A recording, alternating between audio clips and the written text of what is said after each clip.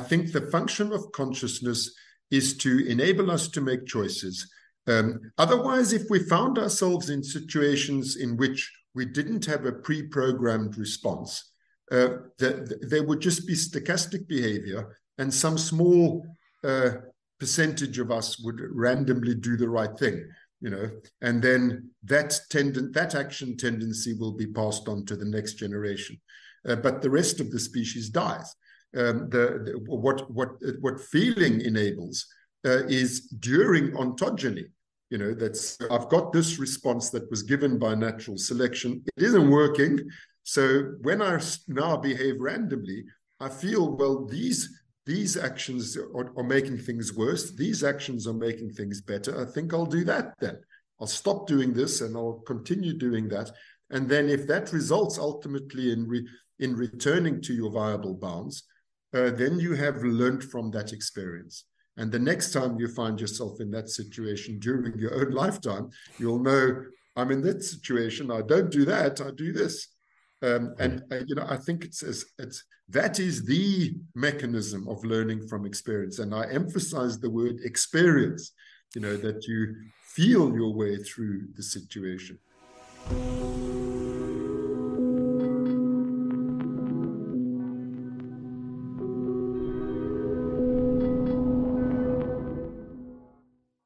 Welcome to Living Mirrors with Dr. James Cook. My guest this week is Mark Solms. Mark is a neuropsychologist and psychoanalyst who is known for pioneering the combination of these disciplines. He's a founder of the International Neuropsychoanalysis Society and a founding editor of the journal Neuropsychoanalysis. He currently holds the Chair of Neuropsychology at the University of Cape Town and is the president of the South African Psychoanalytical Association. His book, The Hidden Spring, explores his work on consciousness and presents the case for the origins of consciousness being found in more evolutionarily ancient brain structures than the cortex, the outer structure of the brain where most neural correlates of consciousness are observed. And this is what we discussed today. Hope you enjoy the conversation. Okay, I'm here with Mark Solms. Mark, thanks for being on the podcast. Pleasure to be here. So maybe we can begin with a bit about your background, because you have this very interesting confluence of interest in the brain, but also in psychoanalysis. Yes, my interest in the brain preceded my interest in psychoanalysis. The branch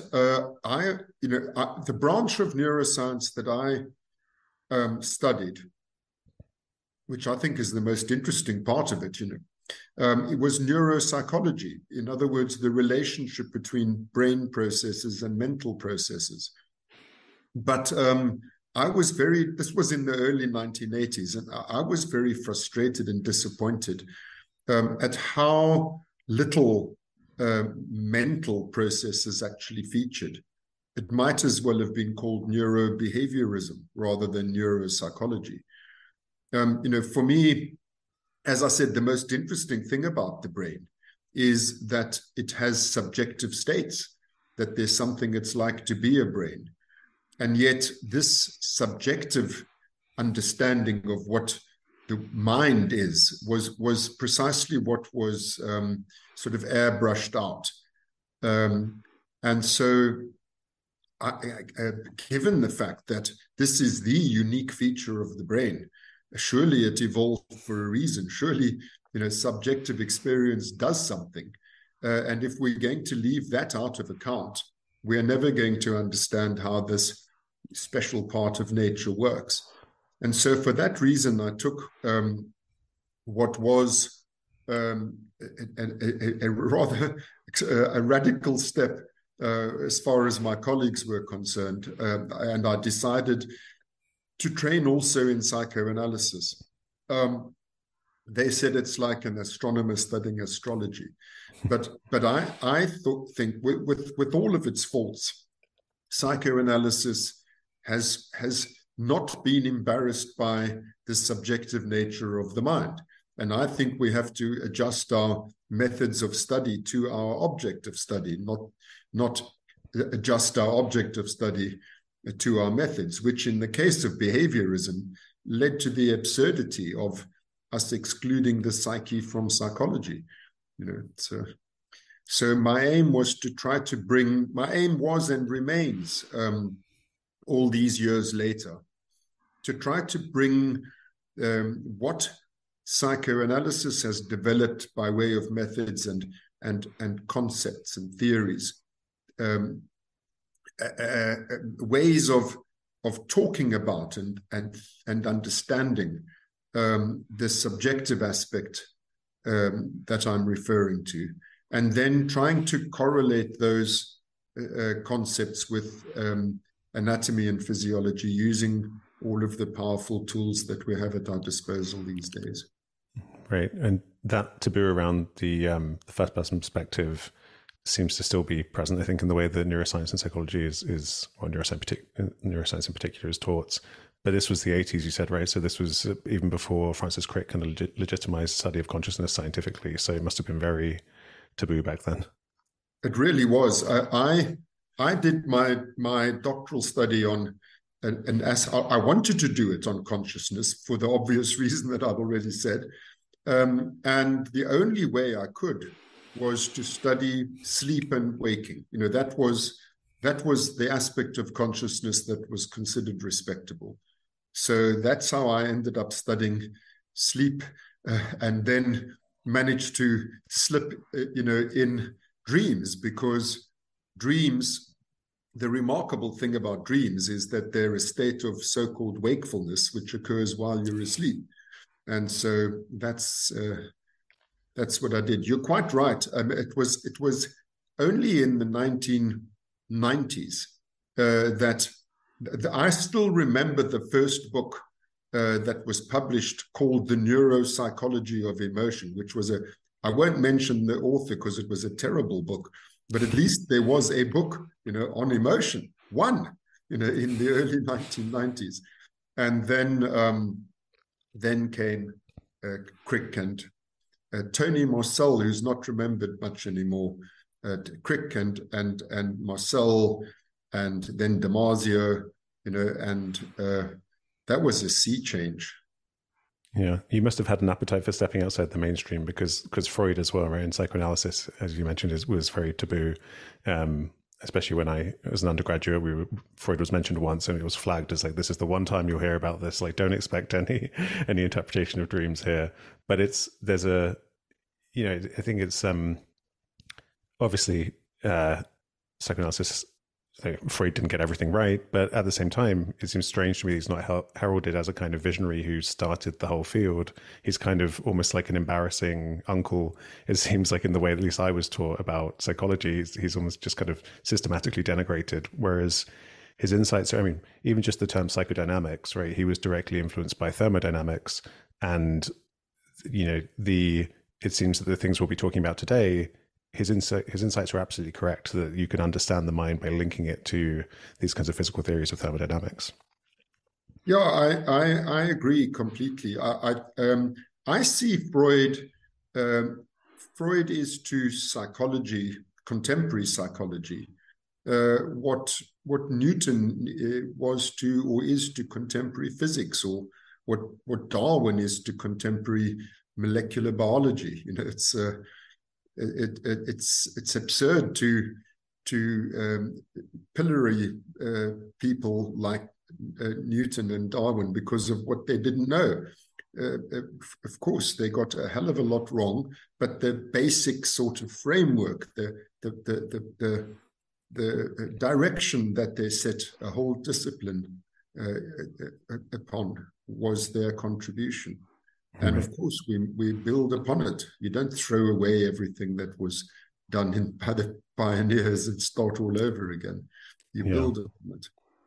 Absolutely. So that's what we'll be talking about today, what you've been building on the shoulders of those giants. So maybe we can begin with a bit about the kind of dominant way of thinking about the cortex being the fundamental, the most important part of the brain for consciousness. Would you say was that? Because as you said, Damasio, so we'll be talking a lot today about this shift from thinking of consciousness as something to do with the kind of cognitive, intelligent, most evolutionarily recent parts of the brain, the cortex, to thinking of consciousness in terms of feeling, affect, this more embodied emotive basis of consciousness, which you're arguing is more subcortical in the brainstem. And would you say that kind of tradition emerged with Jaak Panksepp? Panksepp and then Antonio Damasio, and I know they were colleagues of yours. Yeah, that's exactly the sequence. It started with Jaak Panksepp, who was an animal neuroscientist. And frankly, when he was doing his pioneering work, he was a rather obscure animal neuroscientist. So he wasn't as well known as was Damasio. When Damasio published Descartes' Error, and then a flurry of other interesting books after that, he's a neurologist rather than a bench neuroscientist working with human patients. But he had an established reputation, mainly in visual neuropsychology. And what he did was say, well, we should be everything that we're doing with these cognitive faculties like vision, we should be doing the same thing with emotion. That was because of his authority. That was really noticed. But I have to add that at that point, Damasio meant emotional processes in the cortex. He wasn't speaking about subcortical structures. It was only later, under the influence of Jaak Panksepp. I remember their meeting. I was there, their first meeting in 1999. And it was under the influence of Panksepp, initially resisted by Damasio, I must say, that Damasio, to his credit, recognized that, in fact, these mechanisms of affect are subcortical, deeply subcortical, and what is more, that they are intimately bound up with the essential nature of consciousness itself. And he acknowledges Panksepp's precedence in the early 2000s when he started. I think Self Comes to Mind is the book where he sort of pivots. Right. Yeah, because I've definitely read some of Damasio's earlier stuff where, I mean, he puts a lot of emphasis on the thing that makes something conscious is making an image of it, and a lot of the time that's seen as being in the cortex. And there was also Bud Craig, another researcher, who he argued that in the anterior insula in the cortex, you re-represent these bodily signals involving bodily regulation, and that's what makes something conscious. But I think that making a symbolic representation of something, philosophically feels like a bit of a dead end. Like that alone can't kind of switch the lights on. It doesn't really make sense. So I think, these signals all seem to be, we started out, I mean, a lot of researchers even thinking in terms of like the frontal cortex, right? In terms of that's where the subject lies and that's where the introspecting subject lives. And you have a lot of these higher order theories where it's like you re-represent whatever's going on and that's what makes it conscious. But I agree that all the evidence is pointing deeper and deeper away from the cortex, the brainstem, and down into the body. Yeah, I have a patient who I reported in my book, The Hidden Spring, who has absolutely no prefrontal cortex. And I report a conversation I have with him where he talks about I this and I that. Clearly there's a sentient subject there, and reports on his mental states, even makes jokes. At Damasio, again, I was present when Damasio first presented a case of his to Bud Craig with absolutely no insular cortex, and the patient experienced feelings, including acting accordingly on those feelings, but importantly, he reported, and again saying, I feel this, I feel that. So these patients, clearly, these two locations that are said to be the neural substratum of sentient being in the world, the evidence just absolutely contradicts that. Then my colleagues say, my corticocentric colleagues say, well, the rest of the cortex is compensating. So then you present to them cases where there's no cortex, like children who are born without cortex, hydranencephalic kids, And then they say, well, how do you know they can't speak? So how do you know that they're conscious at all? That this might all be, reflex and instinct, even though it patently is not, because it's purposive, context specific, and individualized emotional responsivity. And I must add, the vast majority of the colleagues who say, well, these kids might just be philosophical zombies, they've never interacted, not once interacted with those children. But I would say the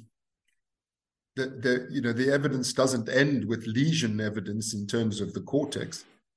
To get around their objections, I present other evidence, such as if you image the brain when the patient with PET, positron emission tomography, when people are in intense affective states, there's a testable prediction that the increased activation should be subcortical and indeed brain stem, and that's what you find. Again, that was a study of Damasio's, fantastically convincing. Likewise, you can predict that if you stimulate those core brainstem nuclei, you should be able to artificially generate intense emotional states, and that's exactly what you do. The greatest variety and intensity of affects by far are elicited by stimulating deep brainstem sites. Stimulate the cortex, you get memories of emotional experiences, thoughts about emotions. You don't get anything like the intense affectivity that you do with brainstem stimulation. And then the last point that I always make is that if the brainstem were involved only in switching on and off the lights, which is what the standard view is, that it's a kind of prerequisite, like switching on the power to boot up your television set, doesn't mean that the television is coming from the power supply.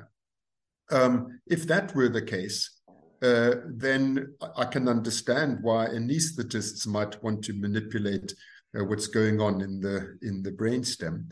But all of the neurotransmitters that make up the mainstay of modern psychopharmacology, like serotonin and dopamine and noradrenaline, their source cells are in the upper brain stem. Their source cells are in the reticular activating system. So, if what this system was generating was just an on and off sort of lights on, lights off function, then why are psychiatrists fiddling with it? They're treating emotional disorders by modulating the levels of these neurotransmitters. So you think the fact that compounds like serotonergic psychedelics that profoundly alter consciousness, you think that's not a coincidence that the brainstem is where serotonin is produced? It's not a coincidence at all. It's I think that what is intrinsic to cortex is message passing. It's basically glutamate and GABA. It's on and off, ones and zeros. But the qualitative modulation of that message passing, it comes from below. In fact, I'm astonished that most people, even people with more than a passing acquaintance with neuroscience, who you speak to them about how do neurons influence each other, and they think it's all by synaptic message passing. Very few people seem to even know about postsynaptic modulation, which is half of what goes on in the brain. And it's that postsynaptic modulation. It's a modulation of the chances, grading the chances that the postsynaptic neuron will fire. So the message there's an attempt to pass a message from the presynaptic neuron, and whether or not the postsynaptic neuron is going to respond to that message and how intensely it's going to respond is determined by the modulators which modulate the postsynaptic neuron. And those modulators are not just on-off, like as I said, glutamate and GABA. They modulate.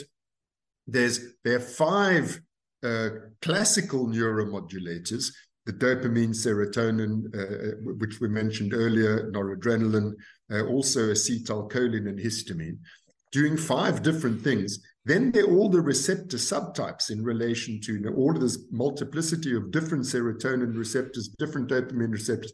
So there's a massive qualitative differentiation on the state of the brain coming from these modulatory systems. And that's just the 5 classical ones. Then there's the 100+ peptidergic ones, and the hormonal mechanisms which are coming from the body itself, from the endocrine glands outside of the nervous system. All of this is modulating that message passing, and all of that seems to be left out of account, if even acknowledged at all. I get the impression that a hell of a lot of people working in cognitive neuroscience don't even know about neuromodulation. Yeah, the cortical bias. I mean, I specialized in cortex, and it's very real, because I had a colleague who studies cerebellum, and she was saying how basically a lot of fMRI PET images, they just cut out the cerebellum. They don't even look there for any activity. It's just kind of or it's just assumed like we're not really interested in what's going on there. But I think part of the resistance maybe from some people to this perspective is that there's a difference between what's necessary for kind of bringing consciousness into existence versus what contributes to the contents. So the cortex does seem to contribute to, say, the contents of visual consciousness or hearing. So if you see neural correlates of consciousness in the visual cortex, and if you stimulate that, you'll get visual experiences. So it does seem, it's understandable that people saw correlations and thought, well, maybe there's something about this part of the brain that kind of brings consciousness into existence. But then the difference here, I think, is you're saying, well, sure, it could contribute, but it's not what's creating the consciousness in the first place. I'm saying 2 things. What you've just said now, actually, I find that most colleagues are willing to accept that brainstem arousal is prerequisite for cortical consciousness. And they speak of brainstem arousal in terms of a quantitative level of consciousness, as opposed to the qualitative contents that are associated with cortex. So that's one part of the story. And I think that is generally accepted. It's not foregrounded, but it's accepted. But there's a further step that I think we need to take. I think it's wrong to say that what the brainstem contributes is merely a level or a quantitative dimension. This is what we were talking about earlier. It has a quality and a content of its own, and that concerns affectivity. So our perceptual and cognitive consciousness is dominated by the 5 extraceptive modalities, the 5 classical sensory modalities, but that excludes affect, which is a very important part of our consciousness. In fact, it's an interesting question as to why, when the British empiricist philosophers first started building models of what the mind is made of, that they concentrated only on sensory perceptions and memory traces derived from sensory perception. It seems that the passions, were not considered part of the mind. This was animal bodily stuff, and the mind is this cerebral stuff. But unless my life and those of all the patients that I've ever dealt with are exceptions, it seems to me that all of our mental life is driven by feelings. Everything else we do is to try to meet our emotional needs so that we feel better. and to not feel bad because our emotional needs are unmet. The same applies to bodily needs, which are also felt as affects. Hunger is an affect, sleepiness is an affect, thirst, pain, all of them are affects. But it's not that hard to learn how to eat and drink and withdraw your body parts from painful stimuli and so on. I mean, there are things like chronic pain and sleep disorders and so on, but it is much harder to learn how to meet your emotional needs. And I think that is the great task of mental development, by which I mean that all of our learning from experience is ultimately learning how to meet our emotional needs so that our lives go well for us. I think that it's not only that we're leaving out some sixth sensory modality. Affect is not just a sensory modality, it's or a neglected interoceptive, as so many colleagues nowadays think of affect as being basically the interoceptive equivalent of our 5 classical exteroceptive senses. I think that's wrong-headed. But leaving that aside, it is not just one among 6. It is the driving force behind all of the other things that our mental organ is doing. And the evidence for that is the part that I said my colleagues do accept, namely that brainstem arousal is prerequisite for any other form of consciousness, and that the cortex can do all of its cognitive and perceptual gymnastics without consciousness. In other words, it's not an intrinsically conscious organ. It is secondarily rendered conscious by being aroused and modulated from below. So it's generally accepted that cortex is not intrinsically conscious. The cortex has to be activated, as they say, from the reticular activating system. But if you add to that the fact that activation is affect, then you have to say affect drives the whole show. Right. Yeah. You said, leaving aside this idea that affect isn't interoception, but I think that's perhaps a good thing to linger on to illustrate what you're arguing, because for the audience, in interoception, you have this idea that you have a sensory ability to read the signals inside your body, right? Whether it's all the different signals you need to have, like bodily temperature and to make sure you're staying within viable bounds. And the picture you were saying, like, imagine this is like a sixth sense. You can almost imagine saying, well, I'm up here in my brain, the brain takes priority, and I have all these senses to look out in the world. And one of those senses is looking at the body, which is a very disembodied view. And so, to put in my own words, would you say that your position is that that's wrong because what we call affect or emotion or feeling is the process of bodily regulation that is fundamental to to existing really as an organism? It kind of comes first. It's not like we're up in the brain looking at the body, but the body is this living thing that then has a brain that then takes part in that life process. Yeah. So I think that it's homeostatic. The whole functioning of the brain is homeostatic, like is the whole functioning of every living organism. But the brain is the regulator of all the other functions of the living organism. So the brain functions homeostatically. Every homeostat it has a simple structure. It has receptors, it has effectors, and it has a control center. And the control center calls the shots. It's saying, like you mentioned thermoregulation a minute ago, I need to stay between 36.5 and 37.5 degrees Celsius. Let me measure what's coming in. No, that's too high. Okay, let me do this, perspire and breathe more rapidly. The control center is calling the shots. It receives sensory inputs and it dictates motor outputs. So whether things are going well or badly is felt at the level of the homeostat.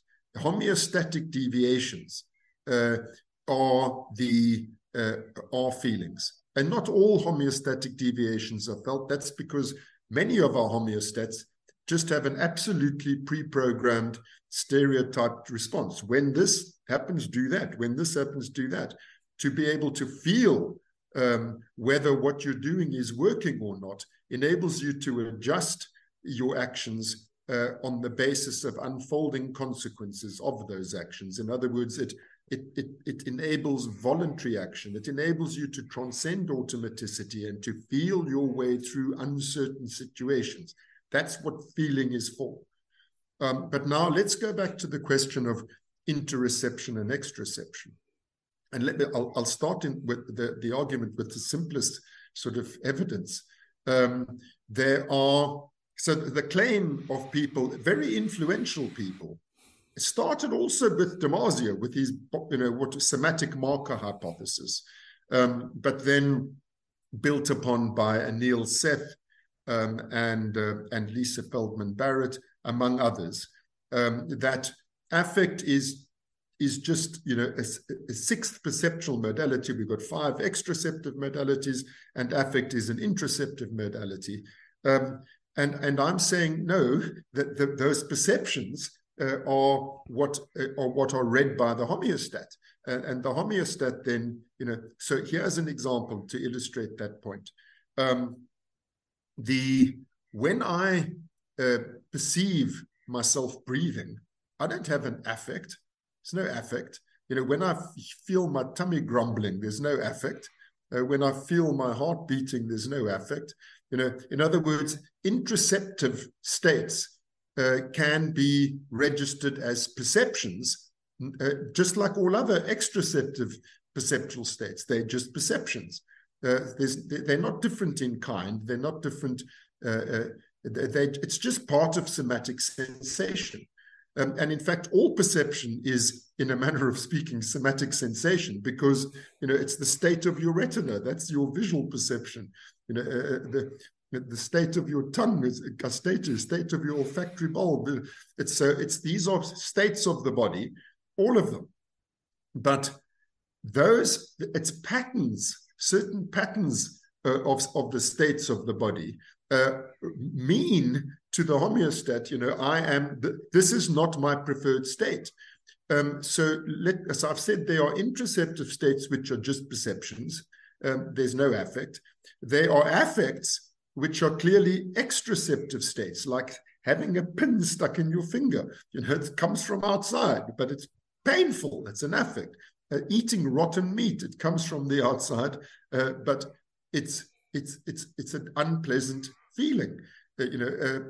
Getting a fright, a startled response. It's clearly extraceptive, but it's clearly affective. So, and then there are affects which clearly are not interoceptive in any sense.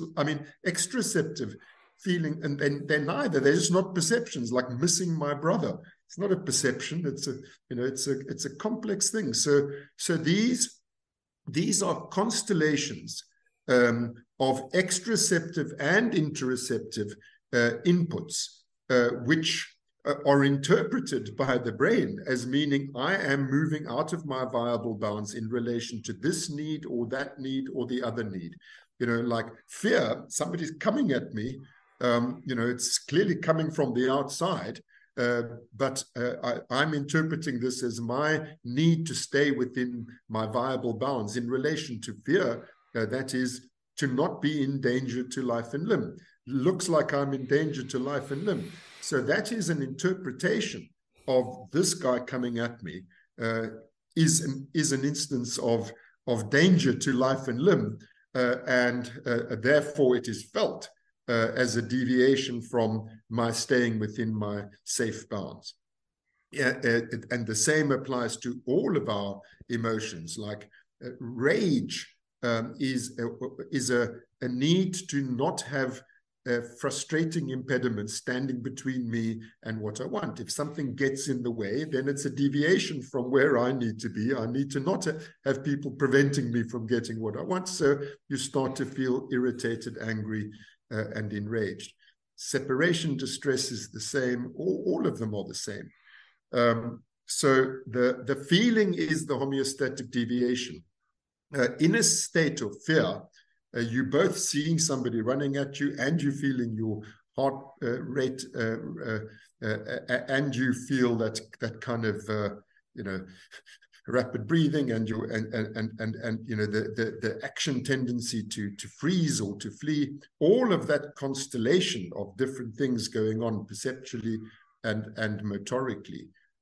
Those are the external receptors and effectors, but the governing principle is the control center, where the homeostat is, which is orchestrating, interpreting and orchestrating all of this. So that's how I see it. I think we can understand all affects, bodily ones and emotional ones, in terms of a set of phenotypic preferred states. Preferred is perhaps too light a word for it. It's more like necessary, viable states for each phenotype. Those which are conducive to choice, where it's not only reflex and instinctual response, but also the ability to register how well or badly you're doing in terms of your response to that homeostatic deviation, and to be able to change your mind. That's the basis of voluntary action, and then the basis of learning from experience, so that one has an increased range, or an increased repertoire, a more context-sensitive range of responses, so that you're not limited just to what was given by natural selection. Right. Would you say that, would it be fair to say that you think the function of consciousness is learning from experience? Yes, very much so. I think so. I think the function of consciousness is to enable us to make choices. Otherwise, if we found ourselves in situations in which we didn't have a pre-programmed response, there would just be stochastic behavior, and some small percentage of us would randomly do the right thing, and then that action tendency will be passed on to the next generation, but the rest of the species dies. What feeling enables is during ontogeny. That's, I've got this response that was given by natural selection. It isn't working. So when I now behave randomly, I feel, well, these actions are making things worse. These actions are making things better. I think I'll do that then. I'll stop doing this and I'll continue doing that. And then if that results ultimately in returning to your viable bounds, then you have learned from that experience.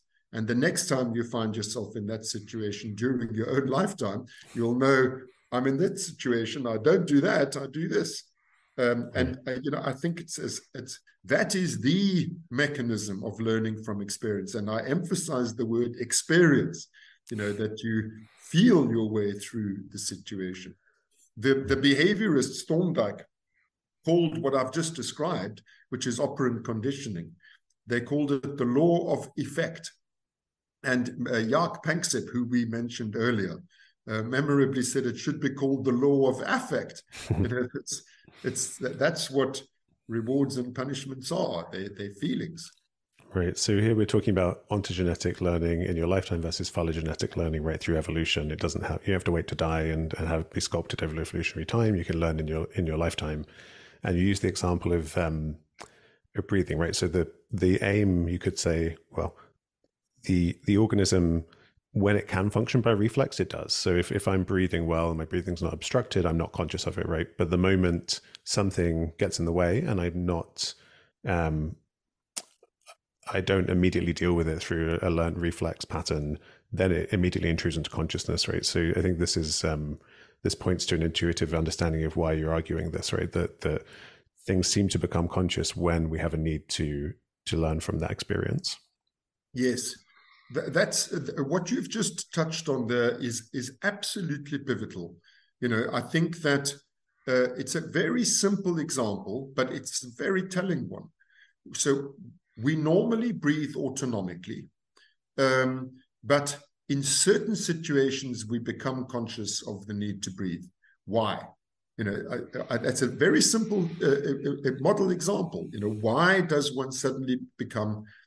So the example I give is that we have to regulate I'm saying all of this because I don't know how many viewers or listeners are familiar with the physiology of this, but we have to regulate our balance between carbon dioxide and oxygen in our blood gases. So how that works is that there is a need detector, a thing in the medial hypothalamus measuring how much oxygen is there in my blood, how much carbon dioxide. And how it works is too much carbon dioxide, breathe out the carbon dioxide. Too little oxygen, breathe in the oxygen. Breathe out, breathe in, breathe out, breathe. That's how you maintain that balance. That's fine until you find yourself in a situation not predicted by that reflex. In other words, an uncertain, novel situation like a carbon dioxide-filled room. You're now in a burning building, the room fills up with carbon dioxide, and breathing in brings in carbon dioxide alongside the oxygen. And so you feel respiratory distress. You feel suffocation alarm.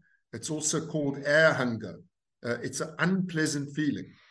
So why do you suddenly become aware of this? Normally, there's no awareness. Now you're aware. It's because you're in a novel situation, an uncertain situation, and you don't have a pre-prepared response. And so you don't know, you've never been in a burning building before, let alone this one.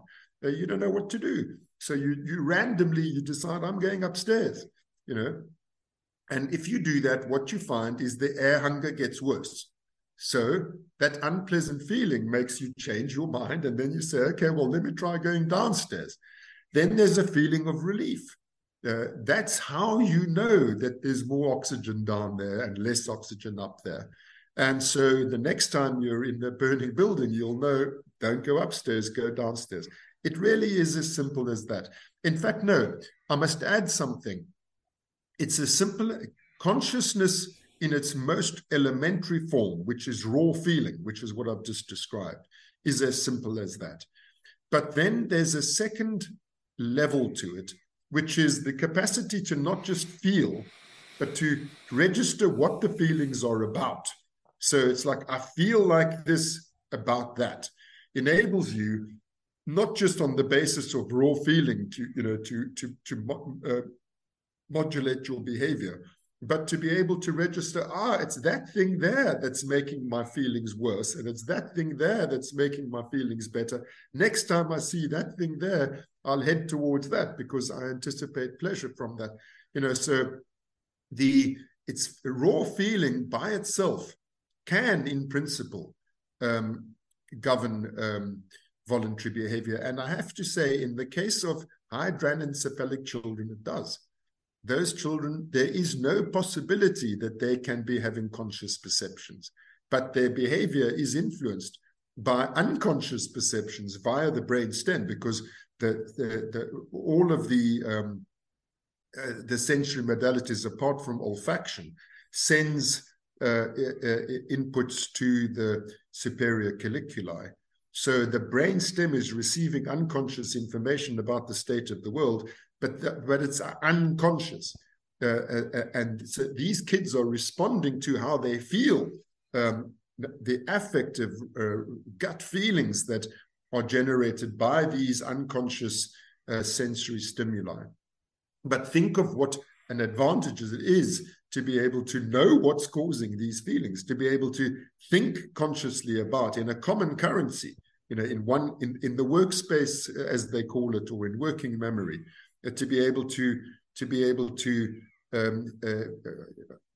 register and hold in mind, because I believe that one of the main functions of cortex is to stabilize sensory inputs and motor outputs. It's to be able to hold this all in mind and do within the virtual reality thereby generated by cortex, to be able to think your way through the situation. I think that thinking is an enormous advantage, which is only rendered possible by cortex, by this delay function. Trial and error action is, doesn't require thinking, but it does involve error. And error when it's in the real world can be dangerous. So what this working memory or thinking capacity that cortex provides, which, as I'm saying, is the second level of consciousness, I feel like this about that. It enables us to be able to perform actions in the virtual reality of imagination, and this saves lives. That's how I look on that. Right. So focusing on the contributions of brainstem and cortex, you have a situation like the air hunger situation where before that you have confidence and certainty in what to do. The system is working well. It's reflexively balancing the gases in the blood. And then you have an increase in uncertainty, right, about what policy you should pursue. And so you engage in this feeling out towards a solution, which is what you're saying consciousness is. So is the contribution of brainstem there the uncertainty signal?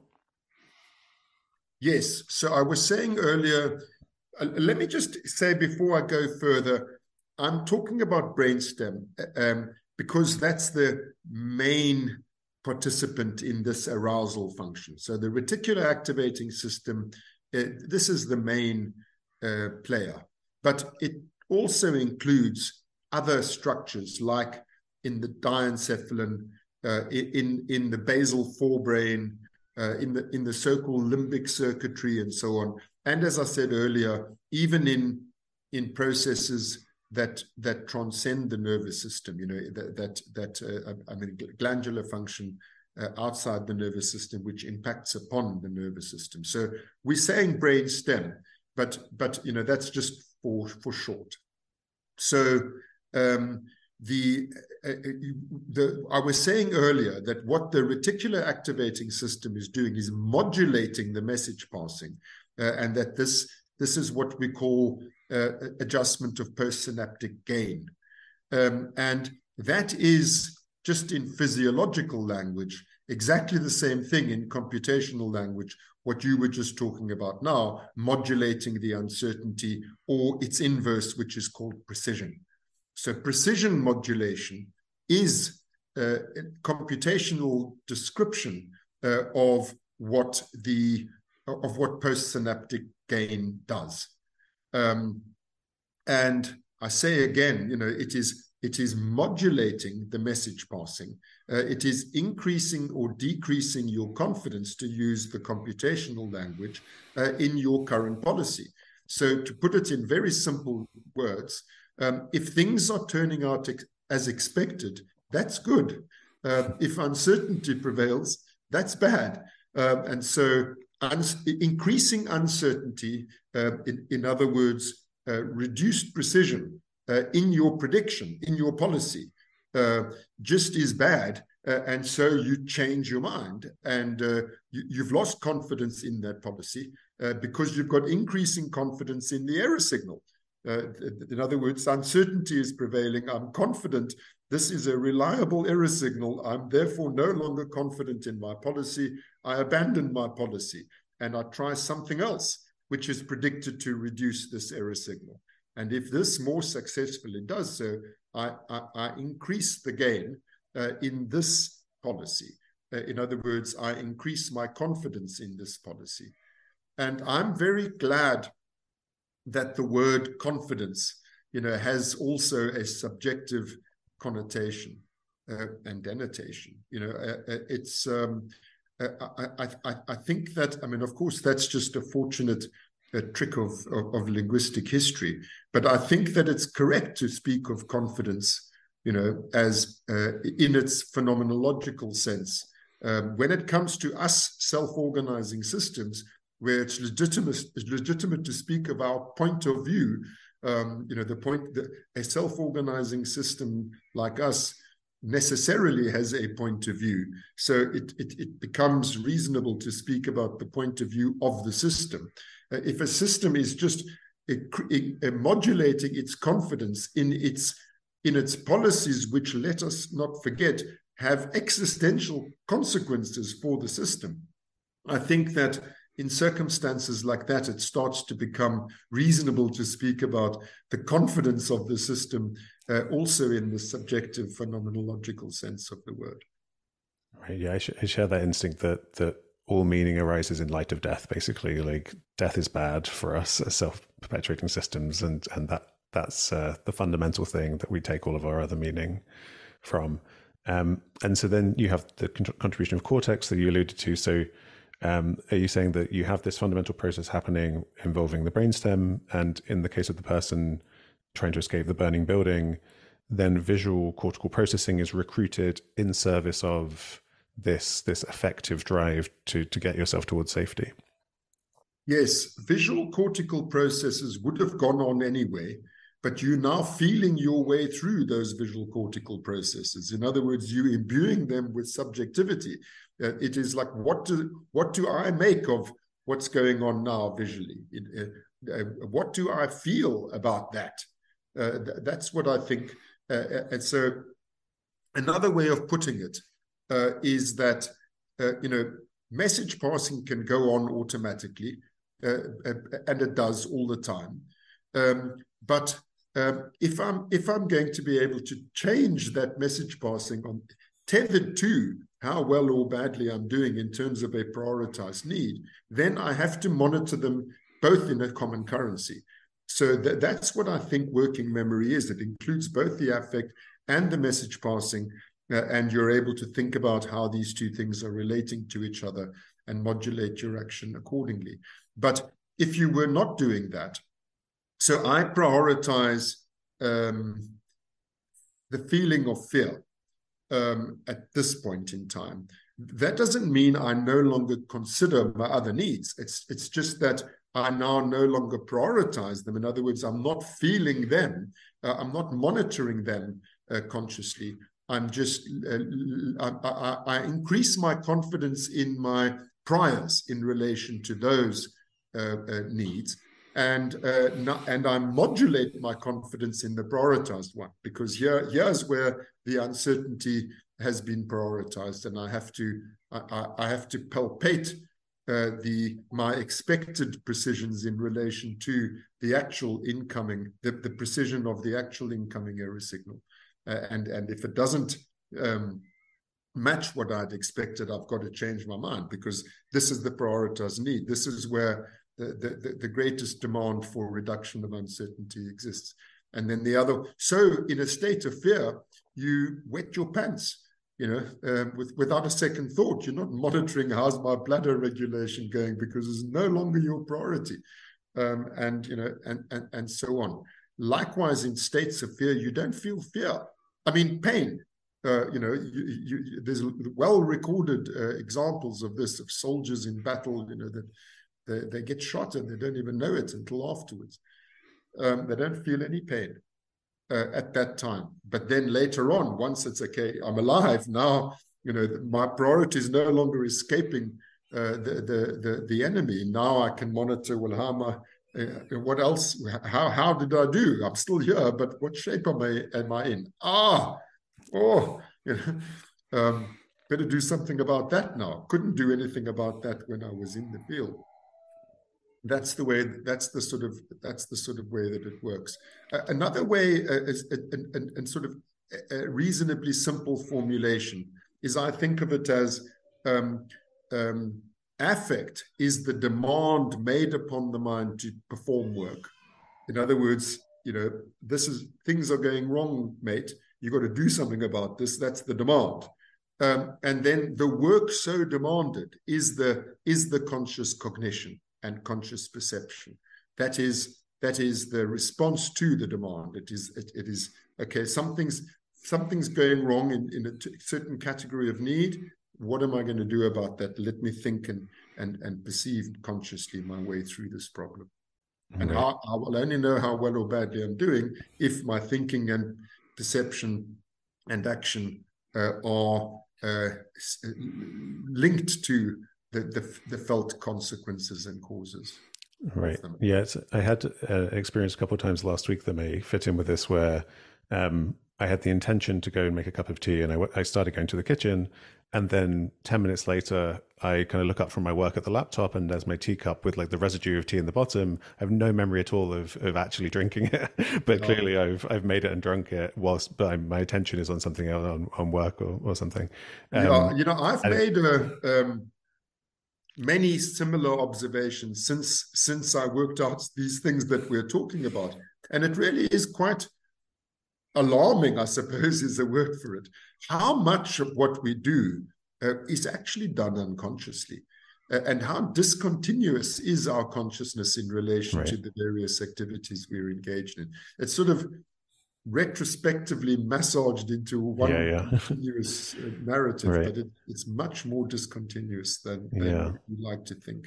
Yeah, so it seems that my lifetime of being a British person making tea has sculpted enough of that reflexive. I'm so confident in that procedure that I can execute it without needing to bring conscious awareness to it. Exactly.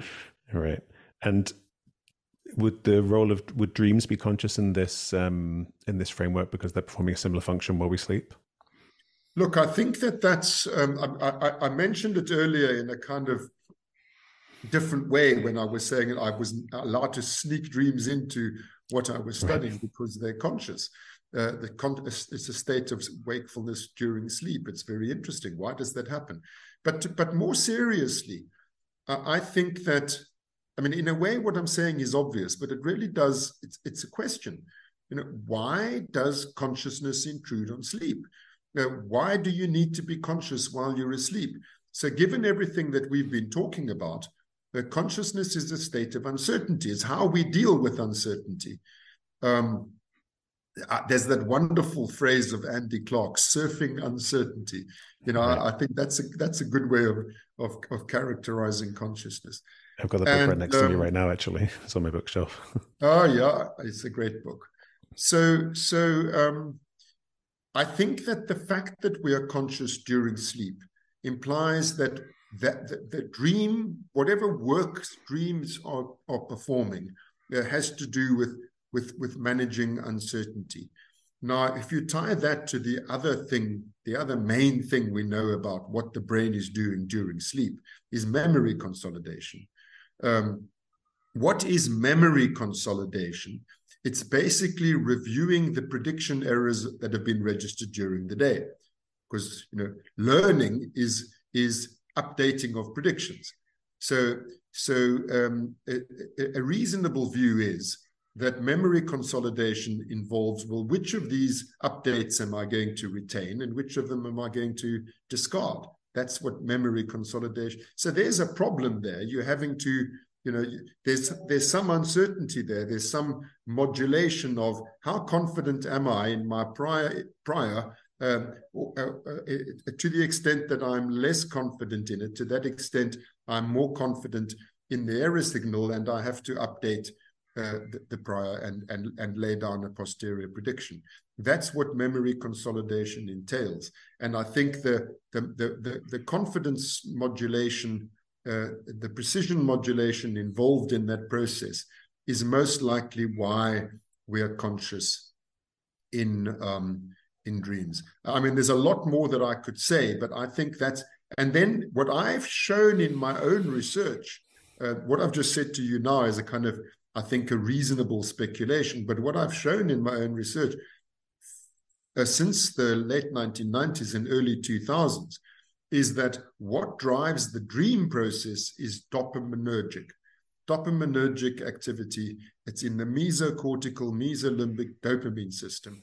It is the REM sleep is cholinergic, but that's not dreaming. You can have REM without dreams, and you can have dreams without REM. The correlation between the two is an interesting problem all of its own. But the actual consciousness of dreaming is driven by dopamine. And why do I emphasize that? Not that I emphasized it when I first discovered that all those years ago, but in retrospect, given everything that we've learned about the role of dopamine, updating of the predictive model, I think that it's a very reasonable hypothesis to say that this dopaminergic business of dream consciousness has to do with modulating of confidence in priors in light of accumulated errors of the day, in order to determine which and to what extent those priors are going to be updated and laid down as new predictions, which is what memory traces are. They are, a new trace is a posterior. That's just what it is. Right. Yeah, and there's some. You've collaborated with Carl Friston, who's a previous guest on the podcast and former colleague when I used to work at UCL. And for anyone who's, these terms around precision and posterior, these are kind of Bayesian terms that people can look up to understand. But the core thing is the precision, right, which is the confidence or certainty you have in the belief that you're holding. But yeah, I'll leave that for people on their own time. So you write in the book Hidden Spring about this capacity emerging throughout evolution, but you don't kind of say if you think it's limited to vertebrates with brain stems, or if you think there might be analogous processes in other creatures. Do you have any thoughts on that? Well, starting with the bit about vertebrates, I think that there we're on safest ground because we have homologous structures. So you can say, well, I know in human beings, if you stimulate this in the reticular activating system, or lesion it, or stimulate that in the periaqueductal gray, or lesion it, this is the consequence for consciousness. And then you can make predictions. You can say, well, does the same thing happen in the vertebrate brain? And it does. I mean, like every prediction, say, for example, in zebrafish about what will happen in this, that, or the other experimental situation, if it were to have feelings like we do, is confirmed.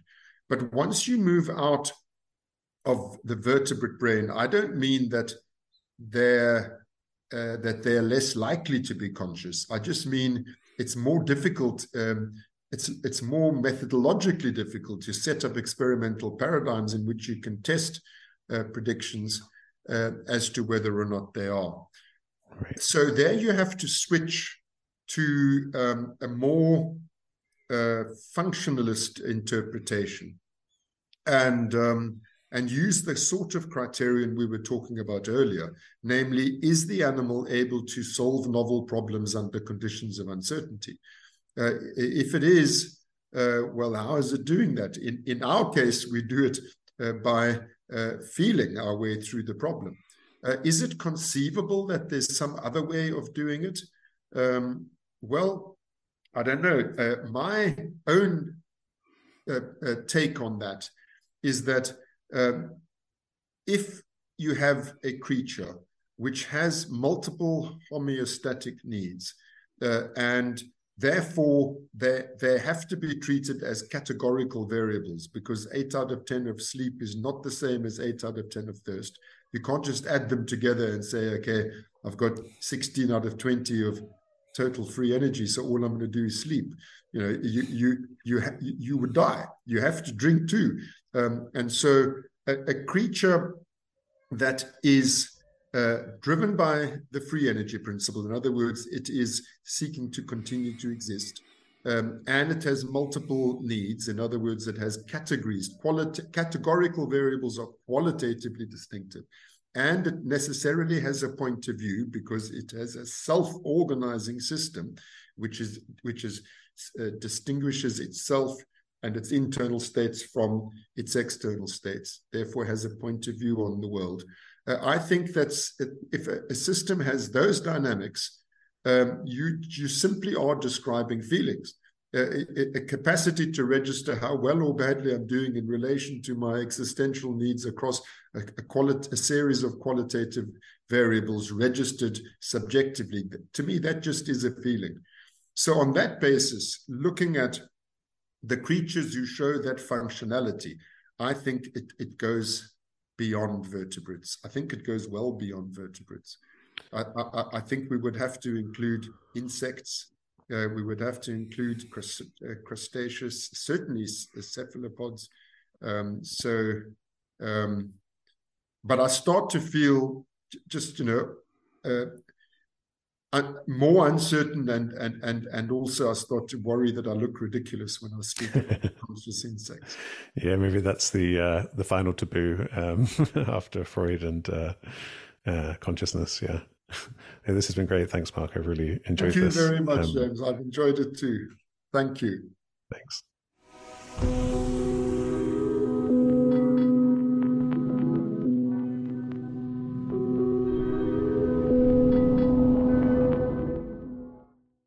Thanks for listening. If you're watching on YouTube, please like and subscribe. And if you want to help the podcast reach a wider audience, you can leave a review on Apple Podcasts.